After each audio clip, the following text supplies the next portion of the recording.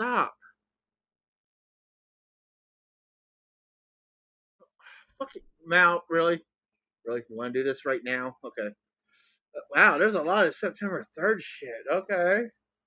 30th shit. Okay. No, that's October. That's October. That's October. November. November 3rd, Godzilla destroy all monsters melee. Cool, cool, cool. And then we got. Hold on. What is this? Wilder Dark? We're going to look at this one later, actually. In a little bit, too. It's a first person survival horror game where you are navigating a strange island inhabited by the ectoplasm parasitic dinosaurs. And, maybe. When you said we're eating good in November, you aren't wrong. Shit. What else we got here? That's the only things I can see in November right now. For now.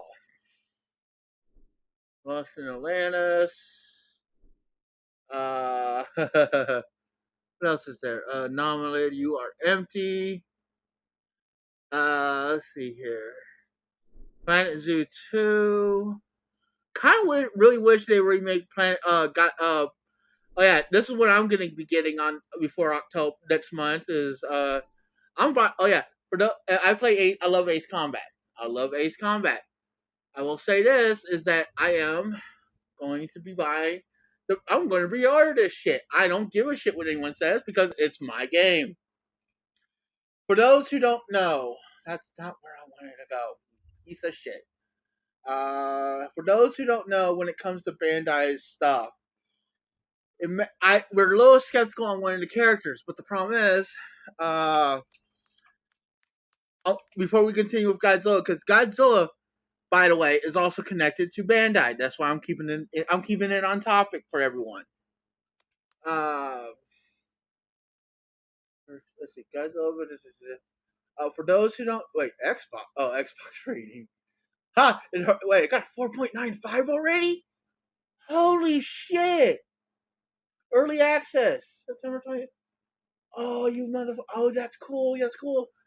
It already got a rating. Oh hell! I knew it was gonna get a good rating. I know it's gonna get a good rating, but because all the Godzilla games that we've all seen, Destroy All Monsters, Save the World, Unleashed, or Save the Earth, Unleashed, is a are by the way, all the Godzillas are, by the way, made by Bandai Namco. The reason why I love Bandai Namco for one little reason is because they actually listen to the fans, and it's not hard to see why they listen to the fans. Toten, have you ever played an Ace Combat game? Oh yeah, by the way, this is for those who don't know. Where is it? Where the hell? Where'd it go? What? Hold on. News, not news. God damn it. Shop. That's what I'm looking for. The shop. Oh yeah, it's right here. Right here. Right. Okay. Oh, hold on. Fuck you. Accept all cookies. Yes, yes, yes. I need the cookies here for this one. Aha. Here we go. I am going to be getting the Steam version. This one. So, with this, I get a shit ton of. I get a two LP vinyl record. Okay, you have played 7. By the way, Assault Horizon. For those who don't know, Assault Horizon was their attempt to try to fight Hawks. By the way, Ubisoft's Hawks. Problem is, the fans called that shit out. We're like, you don't need to actually compete with Ubisoft. You don't need to compete with anyone. Project Aces. You never needed to compete with anyone. You always had a way to. You always had to find a way to. You always found a way to make us fans feel welcomed.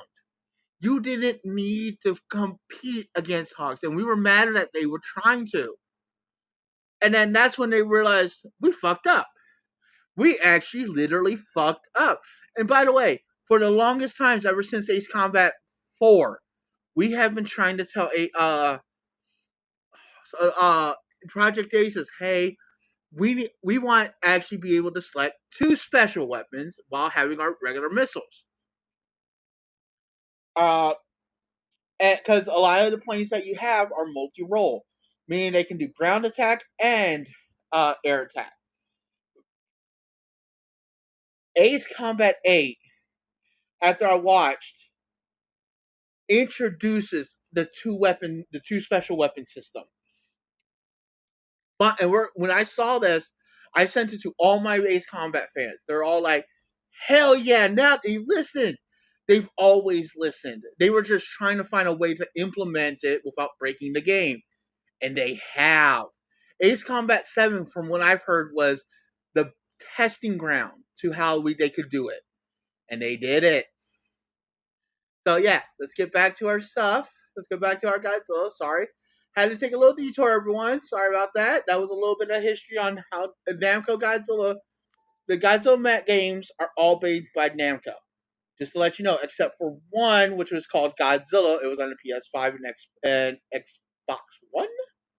Anyways. Oh no, PS3 and Xbox One. Yeah.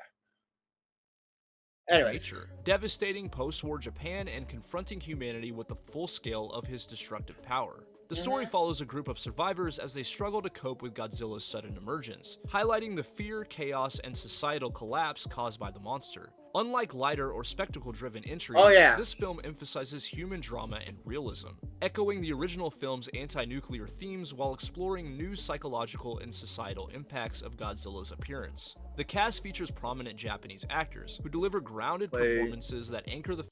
Wait. If Godzilla, this one they didn't use one specific weapon to kill Godzilla with monster. In this one, I just realized something. -0 could be an actual 1954 Godzilla. Think about it, Toten. Think about it. If it's because they didn't got this Godzilla with an oxygen destroyer. -0 could be the actual version of 1954 where they can't actually kill it. And if they can't actually kill it, they have to make a weapon that kills it. And every weapon they've tried hasn't been able to kill it. So they had to wait for it to go to sleep because it used up so much energy. That's basically why Godzilla sleeps sleeps, is because he used up so much energy. If that's the plot, I will be happy.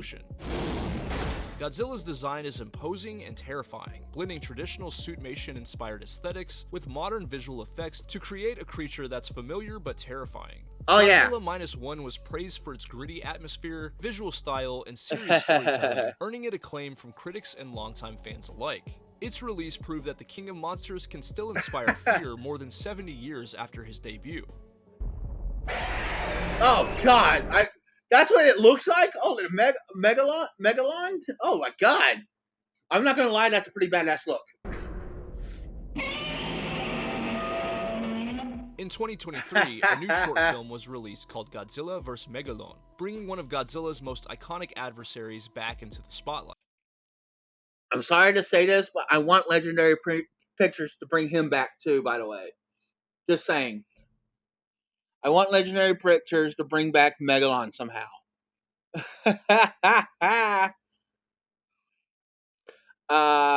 My favorite, yeah. Because the fact is, Megalon, actually, they could actually do that. It's the fact that Megalon wouldn't be since we also actually, what's funny is, in the Legendary Pictures, we have already established that Godzilla and Kong and King and Ghidorah or Ghidra were technically gods to us people. If you think about it. And Megalon is basically not a god. He is if I remember, he was considered he was being used by the people who, the people, not as a this emissary of God kind of thing. Basically, it was borrowed by the gods, while the Gigan was technically borrowed. Gigan was borrowed, but Megalon was actually a protector of those people, but was also not a good creature either. Kind of, I can't remember, but it's like, shit, what the hell, what the hell, what the hell, what the hell? Oh man. Okay.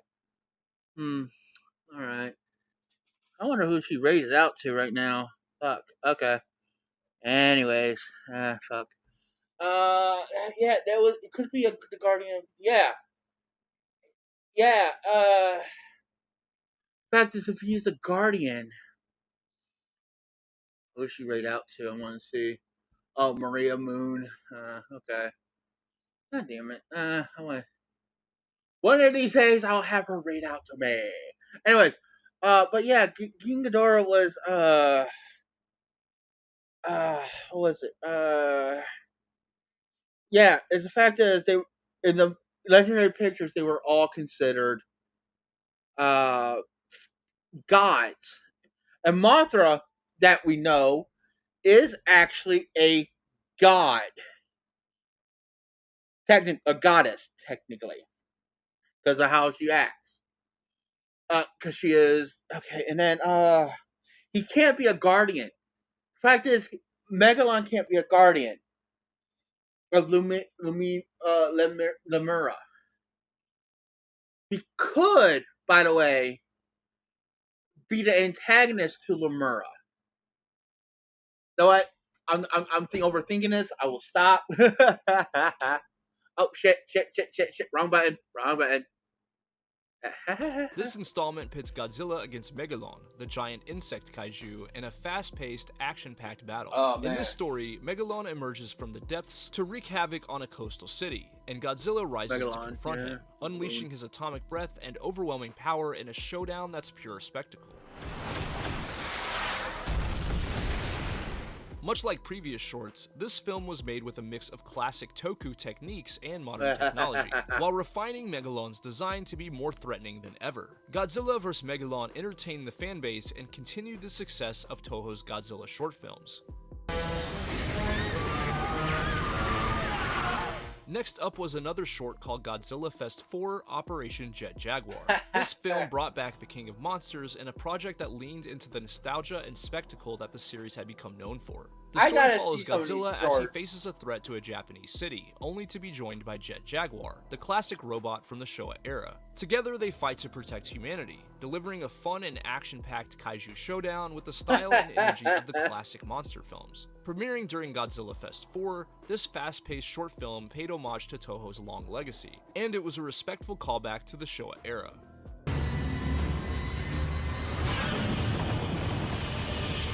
In 2023, Monarch Legacy of Monsters debuted as a live-action TV series that expanded on the universe established in Legendary's Monsterverse. The show follows the Monarch Organization, a scientific group dedicated to studying and monitoring titans around the world, as they uncover new threats and confront the ongoing consequences of humanity's encounters with these ancient creatures. The series focuses on a mix of returning and new characters, including scientists, field agents, and Titan specialists, whose discoveries bring them face to face with massive monsters, from Godzilla himself to all new kaiju.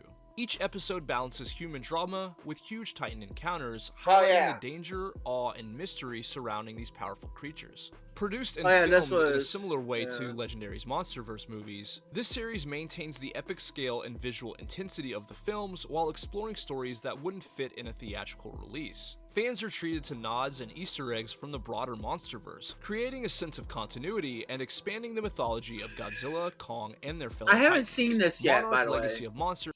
I haven't watched this one yet. I've been trying to, but fucking, I don't want to pay for Apple. Has been praised for its deep world building, suspenseful storytelling, and exciting creature sequences. The series builds upon the Monsterverse, ensuring that Godzilla's reign as the king of monsters continues across both the big and small screens. In 2024, Godzilla and Kong: The New this was a good movie. I will be honest. It was a good movie on how they